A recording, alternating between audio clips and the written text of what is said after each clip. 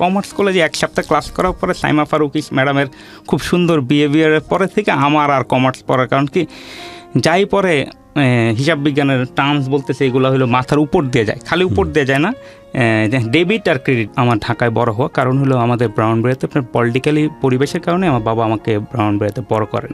উনি আমাকে জন্মের পরে আমি হলি ফ্যামিলিতে হওয়ার কারণে আমার আঙ্কেলের বাসা ছিল কাকাশিয়ান গুলফিশিয়ান, যেটা হলো আপনার অফিসার্স ক্লাবটা ঠিক উল্টা সাইডে সচিব পাড়া। আমার বড় আঙ্কেল উনি সরকারি চাকরি করতেন। দেখা গেছে জন্মের পরে থেকে কিছুদিন ওখানে থাকা, তারপরে ব্রাউনবাড়িতে থাকার পরে 94-95 দিকে আমার বাবা আমাকে ঢাকায় পাঠিয়ে দেন। ঢাকায় শান্তিনগরে আমরা থাকায় স্টার্ট করি। শান্তিনগরে আমাকে প্রথমে ভর্তি করা হলো উইলস লিটল ফ্লাওয়ার স্কুলে। উইলস লিটল ফ্লাওয়ার স্কুলে ভর্তি হওয়ার পরে ওখানে আমি ক্লাস 6 পর্যন্ত পড়াশোনা করি। সেখান থেকে আমার বাবা মা দুষ্ট হওয়ার কারণে নিয়ে যায় স্কুল অফ ডেভেলপমেন্ট অল্টারনেটিভ কোটাতে, যেটা সোডা কোটা, যেটা ধানমন্ডিতে অবস্থিত। সেখান থেকে আমি ম্যাট্রিক ইন্টার কমপ্লিট করি। দেন আমি আমার ইউনিভার্সিটি, উইজলের তো ফুল ফ্লেজ এটা ইংলিশ মিডিয়াম, না বাংলা ইংলিশ দুটি ছিল। আমি বাংলা মিডিয়ামে পড়তাম, ইংলিশ ভার্সন আছে, ইংলিশ মিডিয়াম আছে ইংলিশ ভার্সন কোটাতে সোডা কোটাতে। জি, ওখানে নিয়ে আসলো। বেসিক্যালি আমার ছোটো ভাইকে আপনার ভর্তি করানো হয়েছে ধানমন্ডিতে। তখন দুজনের সুবিধার্থেই কোটা সোডাতে আপনার English Bangla version English medium থাকার কারণে আমার বাবা ঠিক করলো যে দুজনকে একই স্কুল কলেজে নিয়ে আসি। সেই বাই দিস টাইম এই জায়গায় আমাকে নিয়ে আসলো। আমার ছোটো ভাই আমার সাথে কোটা সোডাতে আপনার কত বছরের গ্যাপ আপনাদের? আমাদের গ্যাপ হলো 5 বছর, ঠিক 5 বছরের গ্যাপ, 4 বছর 11 মাসের গ্যাপ। আমার পিঠাপিঠি ভাই ভাই, হ্যাঁ বলা যায়। আমরা একই বিছানাতে আপনার বড় হওয়া, এখন একই বিছানাতে আমরা বড় হয়েছি।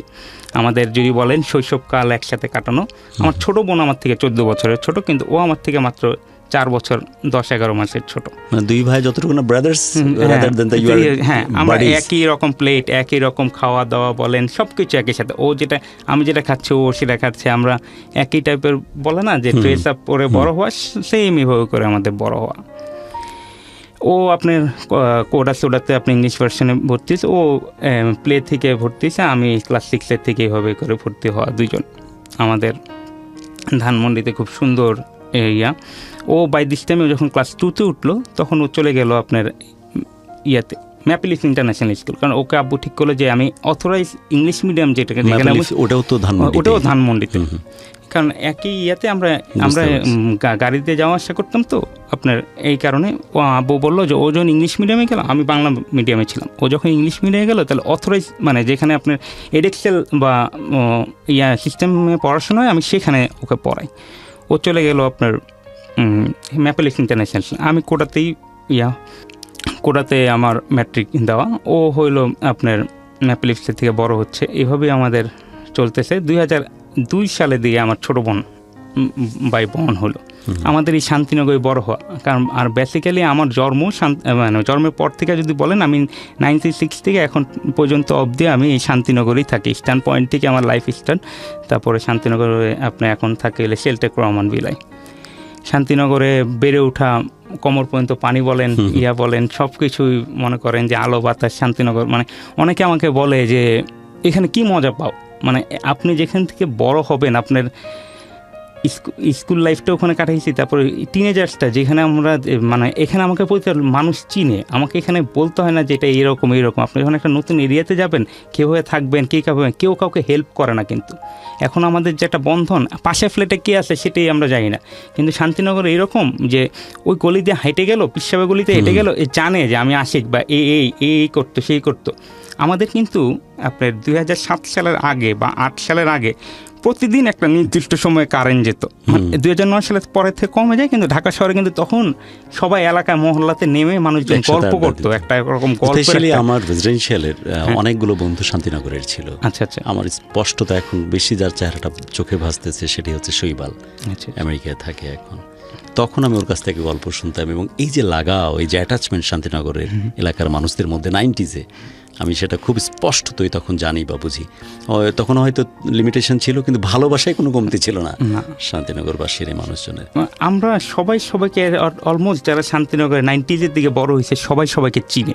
একদম তাই, জানে, মানে একজনকে চিনে না এমন না, দেখলে এখনও কেমন আছে অ্যাটলিস্ট জিজ্ঞেস করে।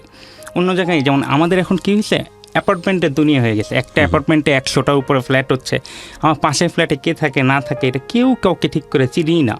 বলছিলেন যে আপনি আপনার ভাই একদম পিঠাপিঠি ভাবে বড় একই রকম ভাবে একই গ্রুমিং একই রকম এনভায়রনমেন্টের থ্রু দিয়ে বড় হওয়া। ও খুব লাজুক প্রকৃতির ছিল। আমরা যেমন মনে করেন যে আমি আমার মতো করে ফেলতেছি একটা দুষ্টমি হোক ভালো কাজ নিজের মতো করে, ওকে আপনি যেটা কিছু করে দেন আম্মার অনুমতি নিত। ও আম্মুর ভীষণ ভক্ত। আম্মা যদি যে খেতে যেতাম, সাপোজ আমি একটা গেলাম, দাওয়াতে যাওয়ার পরে এমন আছে না যে খেতে বসলাম, আমি আমার মতো করে নিয়ে খাচ্ছি, ওকে যতক্ষণ পর্যন্ত আম্মা উঠায় না দিচ্ছে আম্মা দাও। ওর ভিতর আশফাক, আমার ছোটো ভাইয়ের নামটা বলি, আশফাক আজিজ, ওর একটা এইরকম স্বভাব যে আম্মু যেটা বলবে, আম্মু যদি বলতো না, মানে ও মানে বলে না যে একটা ফ্যামিলিতে ছেলে কমান্ড ফর মাদার থেকে ও আম্মারে, আমরাও মায়ের নাওটা বলতে যা বোঝায়। হ্যাঁ, ও কিন্তু নরমালি কিন্তু দেখছি আমরা যে বড় ভাইটা একটু স্ট্যাবল, একটু ধীরস্থির হয়, মেজোটা আমার মতো ফটকা হয়, কিন্তু এক্ষেত্রে উল্টা হয়েছে আর কি। এক্স্যাক্টলি। ওকে, আশফাক বরং অনেক ধীরস্থির এবং অনেক অবিডেন্ট, এবং সেই ক্ষেত্রে আপনি একটু দুষ্টমির মধ্যে ছিলেন আর কি। জি, ওকে। তারপর 2006 আমি ম্যাট্রিক পাস করি সোরাকোটার থেকে। দেন তারপর আমি ভর্তি হয়ে যাই হইলো আপনার আবার কোটাতে ঢাকা কমার্স কলেজে আমি প্রথমে ভর্তি হয়েছি। আমার কী হলো, সায়েন্সের থেকে আমি GPA 4 যখন পেলাম তখন মনে হলো যে একটু কমার্স পড়ি, কারণ কি আমার হঠাৎ মনে হলো যে কমার্স মনে ইজি হবে। দেন আমি ভর্তি হইলাম ঢাকা কমার্স কলেজে। ভর্তি হওয়ার পরে কমার্স কলেজে 1 সপ্তাহ ক্লাস করার পরে সাইমা ফারুকি ম্যাডামের খুব সুন্দর বিহেভিয়ারের পরে থেকে আমার আর কমার্স পড়ার, কারণ কি যাই পরে হিসাব বিজ্ঞানের টার্মস বলতেছে এগুলো হলো মাথার উপর দিয়ে যায়, খালি উপর দিয়ে যায় না, ডেবিট আর ক্রেডিট যাই বলি ক্লাসে খালি ডেবিট আর ক্রেডিট বলে, এই বলে সেই বলে, খালি কমার্স কলেজের কথা বলছেন? হ্যাঁ, ঢাকা মিরপুরে কমার্স কলেজ। আমি 7 দিনের, হ্যাঁ অবভিয়াসলি কমার্সে আমি একটু পুরো এক্সপেক্টেশনের বই, খুব ভালো কলেজ, কিন্তু আমি সায়েন্সের স্টুডেন্ট হওয়ার কারণে, কারণ কি ডেবিট আর ক্রেডিট বলে মনে হইতেছে আপনার কলেজ তো মোস্ট অফ দ্য টাইম সেরা কলেজ হয় বাংলাদেশে। হ্যাঁ, আমি তখন আপনার ঢাকা কমার্স কলেজে চান্স পাই। এখন যাই বলে সব ডেবিট আর ক্রেডিট বলে, দেখি আমার মাথার এদিক দিয়ে যায় জাবেদা মানে আমার কোনো ট্রামসে হচ্ছে না। 1 সপ্তাহের ভিতরে আমি আমার বাবাকে জানাই যে আমি কলেজে থাকবো না, আমার এখানে মিলতেছে না, আমি সায়েন্সের স্টুডেন্ট, সায়েন্সে ব্যাক যাই। আব্বা বললো তোমাকে আগেই বলা হয়েছে তুমি কি করবা, তুমি বললা যে কমার্সে যাবা।